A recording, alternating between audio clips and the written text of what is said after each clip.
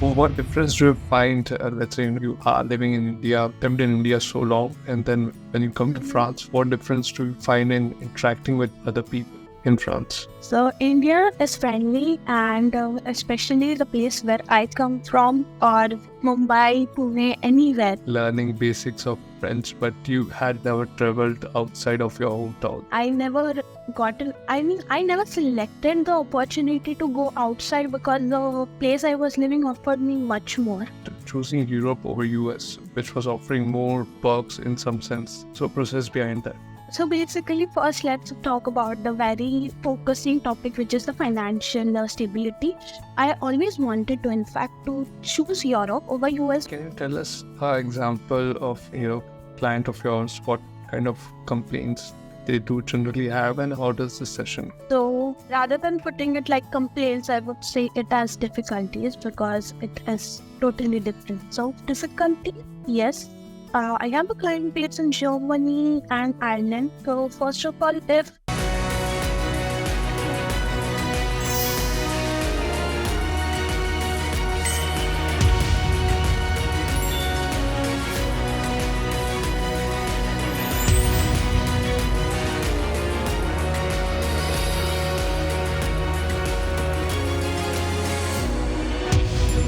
Welcome to Staying Indian. Try to bring you stories from Indians living across the world. And today we are joined by Riti. Riti is living in France. She studied psychology major in France. She's working as a research assistant in France near Paris. So tell us more about you, Riti. Hi Gaurav and hi everybody watching the episode of our podcast. I am Riddhi Deshpande. I am a psychologist. I completed my master's in India and in France, and I'm really happy to expand my practice. Great for this opportunity to explore and get connected to various Indians who are staying in abroad and reach them out on a very lower level to help them going through their psychological journey.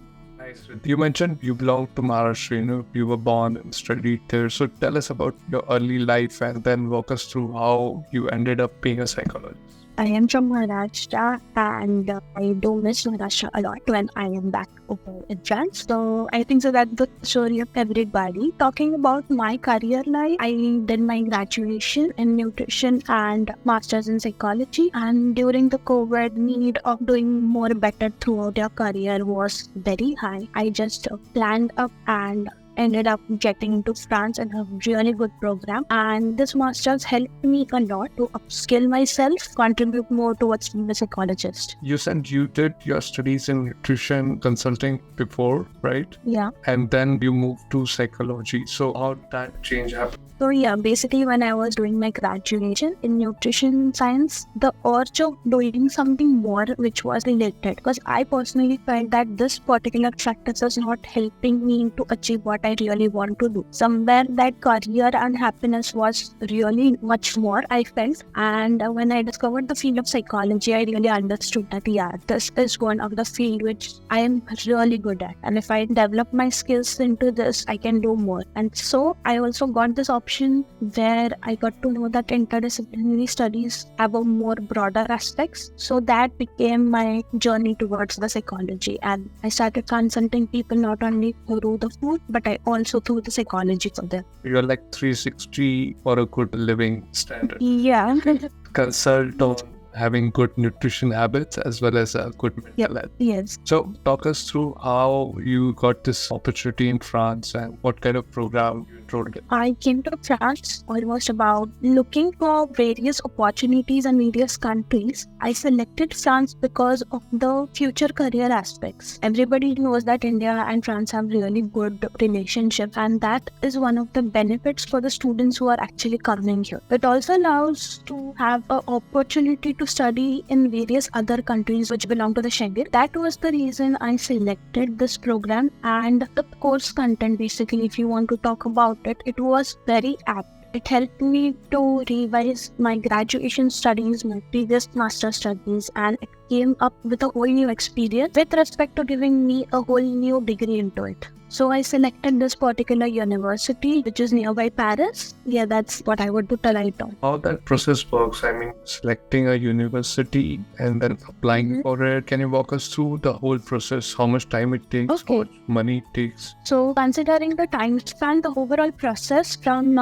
looking for universities or colleges till coming here or landing up in Europe might take up to 8 to 9 months. So you start with step-wise. First is selecting what exactly program you want to do. Second, is the university quite old enough to provide what you are looking for? Because it is not easy to adjust with the education system which is here in Europe. We are quite used to a similar or a very designated type of work to do in India. But here, you don't know what are you going to do. So the university has to be quite reliable. And when you are looking for the program, you always have to go through the testimonies of the students which are there. May they are doing a bachelor's or a master's or a postdoc or PhD, anything. So that particular testimony could help me a lot to select my program. I had applied in various universities around Europe, but this particular program was quite beneficial considering my previous career experience and my education. So that was one of the process. The requirements that we talk, yes, France has the language requirement. Like everybody knows, every specific country has their own language requirements. So if you are well versed with the language, at least at the first stage, you should be able to speak the language and understand the language for your survival. Because you know, when you eventually land up, the things happen and you start understanding the language and more. So that was one of the process. And I did not go through any education consultings to find up a program because I found out myself more capable to look for exactly what I want. So that was the easy process for me. And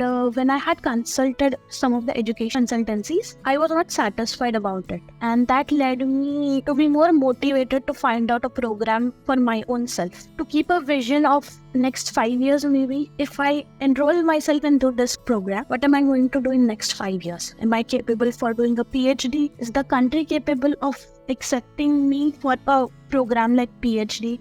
So these were the basic thoughts which were there, and of course my elder brother was always my mentor to help me in all of the process. So this 6 to 7 months was a huge journey for me. It seems that it have worked out well, right? And tell me about, you have also written that choosing Europe over US, which was offering more perks in some sense. So process behind that. So basically, first let's talk about the very focusing topic, which is the financial stability. I always wanted to, in fact, to choose Europe over US because looking at the particular field in which I am, no doubt US would also offer me much more. But think of 26 countries which we say like the Schengen has more to offer always, kind of attracted me. And that was one of the things that, okay, if I am able to expand my knowledge with various countries and try to understand more, that was one of the reasons to select Europe over US. Yeah, that was one of the things. How did the language barrier kind of play part in that thought process as well? I'm sure you must have applied for some universities in Scotland and UK, which are primarily English, which is much easier to adapt to, right? Yeah, English-speaking countries are always easy to get in, I feel. But selecting some countries like Germany, France, Belgium maybe, they always have a very stronger language. And fortunately, when I was doing my previous studies in India, I got an opportunity to learn the French language, which was a greater perk for me. And I never thought that that particular language is going to be a greater part of my career and of my life actually. So just starting from bonjour, bonsoir, I landed up in having really good French language.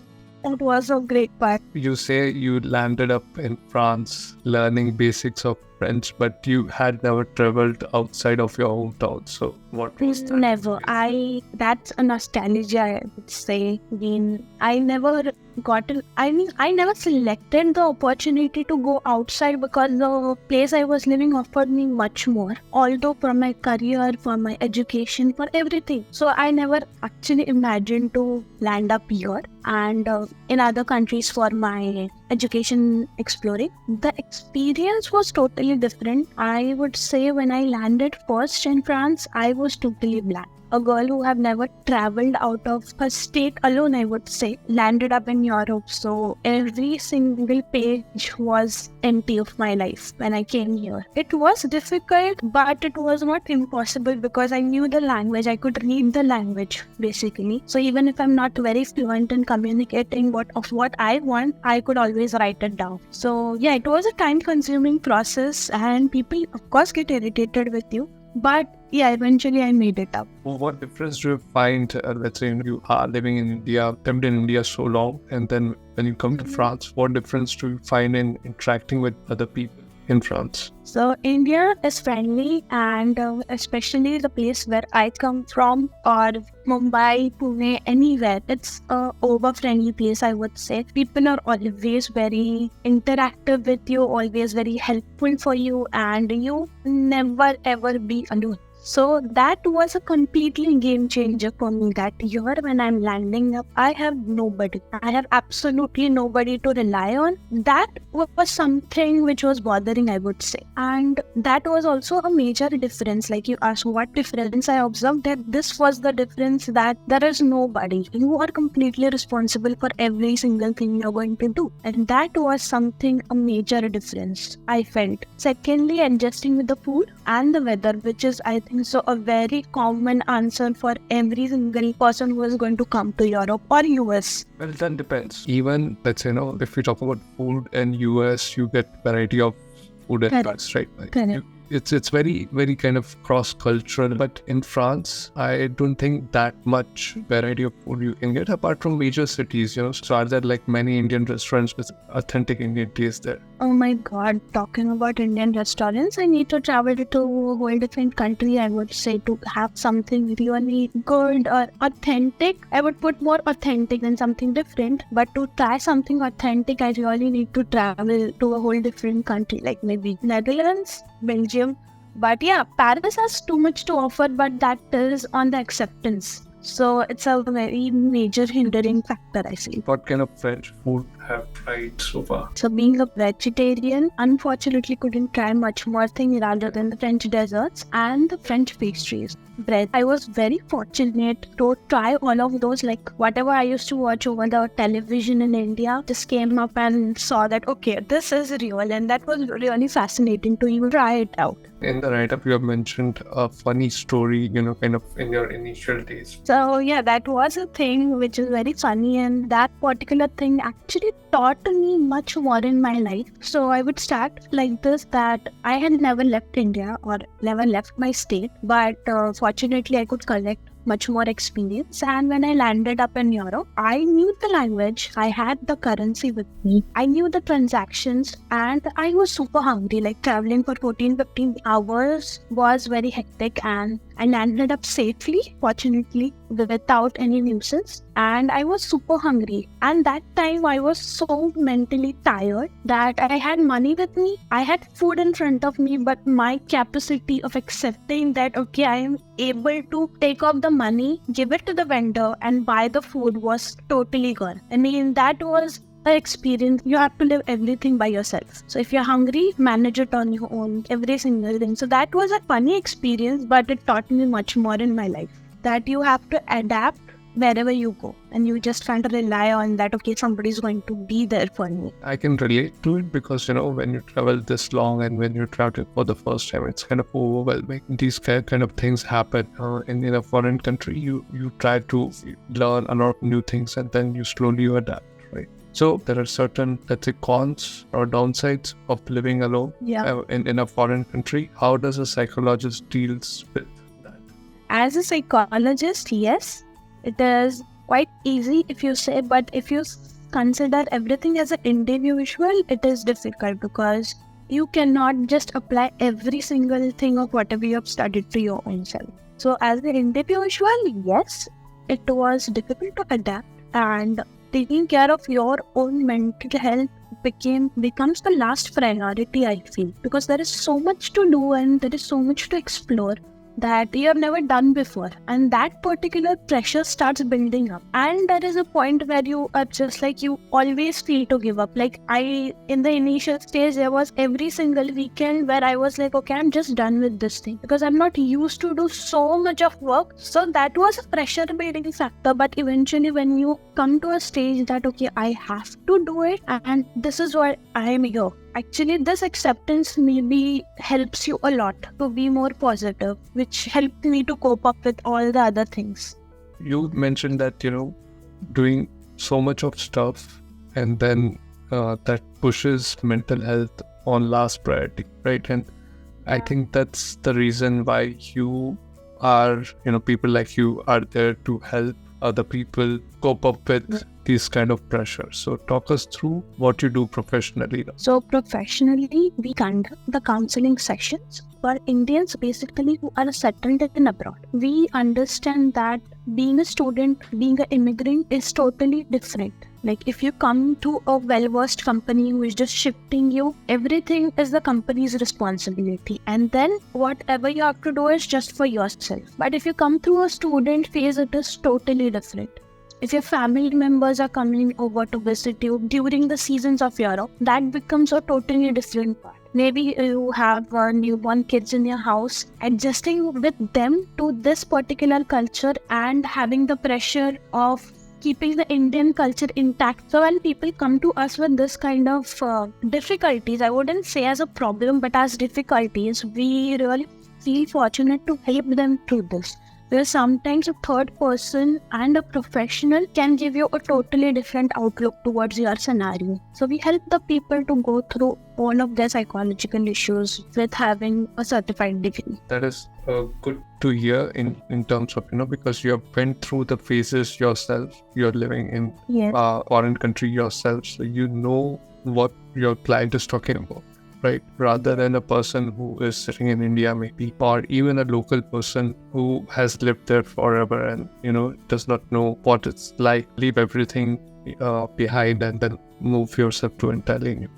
Yeah, I mean, when I came here, when you actually understand that you don't have anybody to talk in your local language or your mother tongue, if you say, that is a major depressing factor or the factor which bothers you. And starting all of this was that particular part when we started realizing that, okay, language is the key. And if you want to discuss anything, there is nothing better than your own language. And then we came up with this idea that if we are well versed with so many languages, why can't we put it? And Indian languages are something which I am really good at. I mean, like, I just don't know Hindi, Marathi. I am like well versed in other languages also. So I thought that if I could expand this to people and reach out to more people, that your language could be a greater help, that I can understand your language, and that could be a major platform. So this is how I started growing career-wise and in my practicing. Can you tell us an example of client of yours, what kind of complaints they do generally have, and how does the session? So rather than putting it like complaints, I would say it as difficulties, because it is totally different. So difficulty, yes.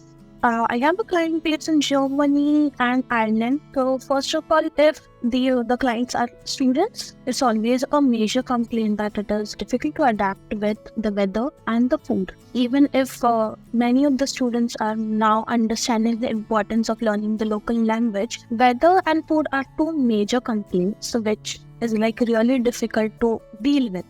And then comes the study patterns, I would say, because you have to be more inclined towards in which country you are located, and then adapting to the studies and then building up that pressure when you have to take care of all the other things, plus the finances also. If fortunately, if you have good financing from the house, it's a very good point. But if you don't have it, for the survival, you need to adjust and start working as a part-time student or a part-time person anywhere. So that is also a pressure. People deal with that. Students or clients who are coming from the Nordic regions, the session basically focuses on helping them to adapt to the situation. We kind of have a small communication, or we have activities given to them which will really help them out. We make some changes in their food pattern which are going to help them. And yeah, this is how the session proceeds. Okay, nice. So majorly students who are trying to cope up with the life abroad, right?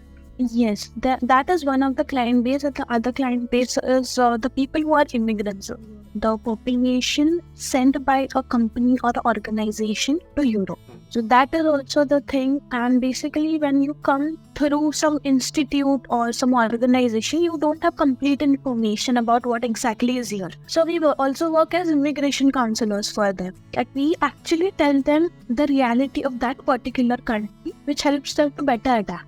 And we had few of the cases where the people are coming through consultancies and the consultancy is not providing them a proper information. And that could be a cultural shock and a pressure building up when you don't have appropriate information. So when we work with such kind of people, we usually focus on their life in India and what all changes they have to go through when they come to a particular country. Nice. And this is the exact initiative why I am trying to create this channel or community. Yeah. So a lot of people would come to me asking about, that the consultancy is telling me that you'll get a job here and, life is so wonderful.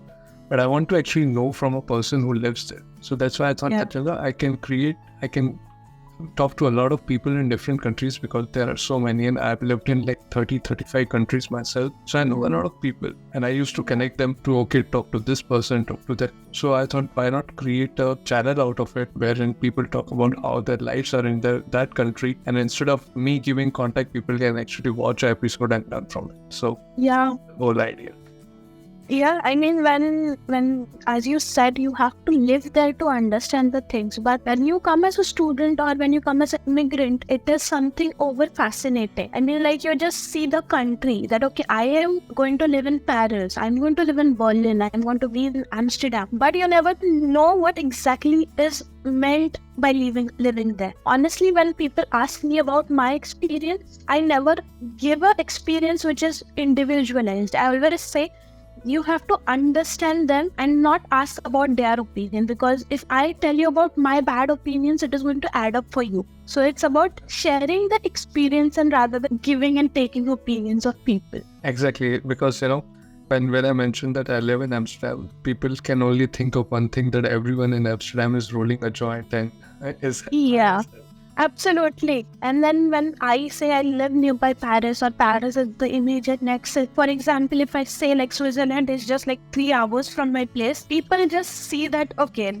I am having a really leisure life over here, and whatever I have to do is like either it's Paris, it's Switzerland, but the reality is totally different. I would agree. Our reality is different, but there are certain, let's say, good parts as well when you're living here. Right, so talk us through what are those pros that you enjoy the most. Okay, first of all, foremost, I would say I love traveling. Like I never stopped exploring Europe till the date, I would say. Coming from a background where you are not able to explore more, it gives you the drive that, okay, I need to learn more and more. I mean, that adds up on your exploring for food or gaining new experience on your own and it's like, it's a mistake, or it's a crime. Here it is basically like that. You cannot just cross up the roads and it's considered into crime. So when you look at the small things, that helps you to build up your own self, I would say. Yes, career, education, and that things are eventually going to happen. But every single day, when you start exploring, you learn more and more. So that is what I would say a major change and a major good change in my life when I started doing this. So when I started traveling around without anybody's help, I never knew that I was so much capable of doing all these things. That built up myself, I would say. That's truly. So when you travel alone, you learn a lot of things that yes, I can speak that out of experience. So yeah, I agree. Tell us what's ahead for you, like, what's your vision for yourself and what are you looking forward to? Okay, so continuing my practice as a counseling psychologist, that's I think so never-ending part of my life. But along with that, I am planning to pursue my PhD in France itself, or maybe I could explore some more opportunities. And that's a long-term vision, I would say. Nice. Good luck for that, Riti. It was really nice chatting to you. Thanks a lot for talking to us. This was my very first experience about recording online. So I'm thankful to you. Thanks a lot.